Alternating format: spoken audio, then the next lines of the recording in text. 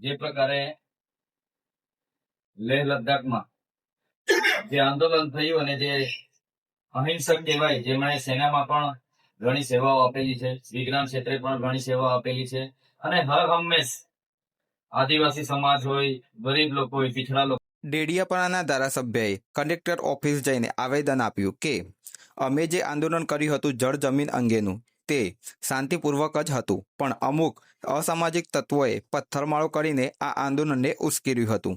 તમે જેને આંદોલન સમયે જેલ હવાલે કર્યા છે એમને બહાર લાવવા માટે અમે સૌ તમને આવેદનપત્ર આપીએ છીએ. વિડીયોની અંદર આગળ વધીએ મિત્રો, પછી આગળ ચર્ચા કરીએ.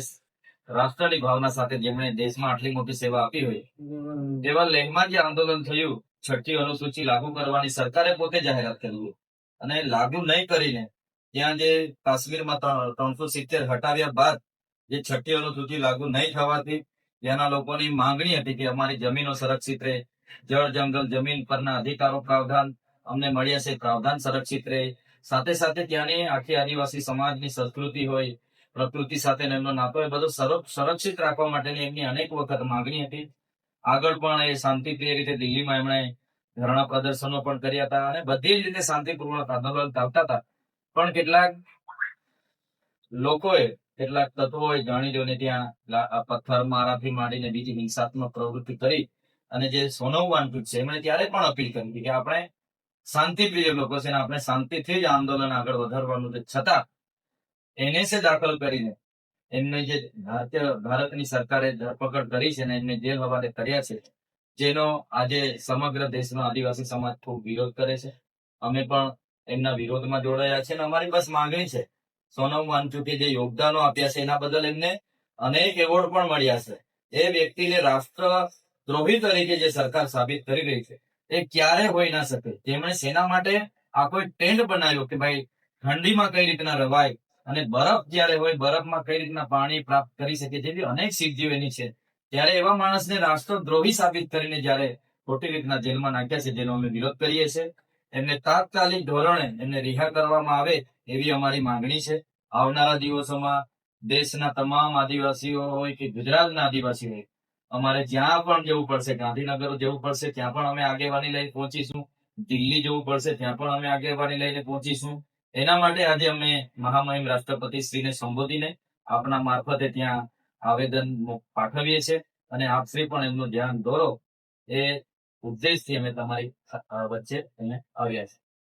ચૈતર વસાવા વિશે તમારું શું કહેવું થાય છે મિત્રો, કોમેન્ટમાં જણાવો. સાહેબ, અમારે ખાસ રજૂઆત એ જ છે કે જમ્મુ અને કાશ્મીરમાં જે રીતે 2019માં 370 ની કલમ હટાવીને ત્યાંના જે અમારા આદિવાસીઓ છે, લેહ લદ્દાખમાં 90% આદિવાસી લોકો છે, એમના માટે સરકારે એમના મેનિફેસ્ટોમાં પણ જાહેર કર્યું કે અમે ઇલેક્શન થાય પછી અમે 6ઠ્ઠી અનુસૂચિ ત્યાં લાગુ કરીશું. પણ અત્યાર સુધી આટલા વર્ષ થયા અને 5 વર્ષથી લોકશાહી દબે અને ગાંધીજી જે માર્કેટે આંદોલન થાય છે અને એક પણ કોઈ પથ્થરમારાની કોઈ ઘટના બની નથી. પણ આ વખતે જે ઘટના બની અને સોનમ વાંગચુકજી એના પર એના જીવન ચરિત્ર પર આખી ફિલ્મ પણ બની ગઈ છે અને આખી દુનિયા જાણે છે કે સોનમ વાંગચુકજી છે કોણ. તો એના માટે ખોટા દેશદ્રોહીનો આરોપ મૂકીને અમારી જે આદિવાસી સમાજની જે લડત છે 6ઠ્ઠી અનુસૂચિ લેહ લદ્દાખમાં લાગુ કરવાનું, એને ખતમ કરવા માટેનું કાવતરું છે. એના માટે અમારી ખાસ રજૂઆત છે.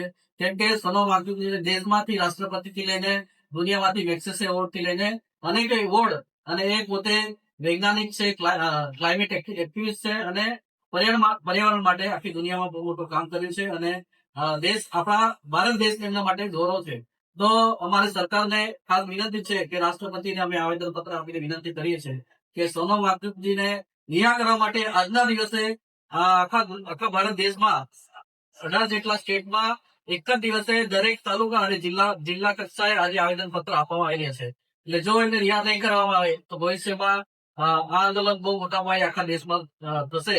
કેમ કે જે માણસ ગાંધીજી ત્યાં માર્ગે અને ગાંધીયન છે એના પર આવી રીતે એનએસએ લગાવતા હોય, એટલે અમારી ખાસ આપની રજૂઆત છે કે આ આવેદનપત્ર રાષ્ટ્રપતિ સુધી પહોંચે અને કલેક્ટર સાહેબ બધાને ધ્યાન પર દોરે કે આવી રીતે આદિવાસી સમાજમાં એક વિરોધ ઉભો થઈ રહ્યો છે. એટલે અમારી ખાસ તમને વિનંતી છે કે અમારો એક અવાજ આદિવાસી સમાજનું આગળ પડીને કામ કરવાવાળા અને ડેડિયાપાડાના ધારાસભ્ય ચૈતર વસાવા વિશે તમારું શું કહેવું થાય છે મિત્રો, એ કોમેન્ટની અંદર જરૂરથી જણાવજો.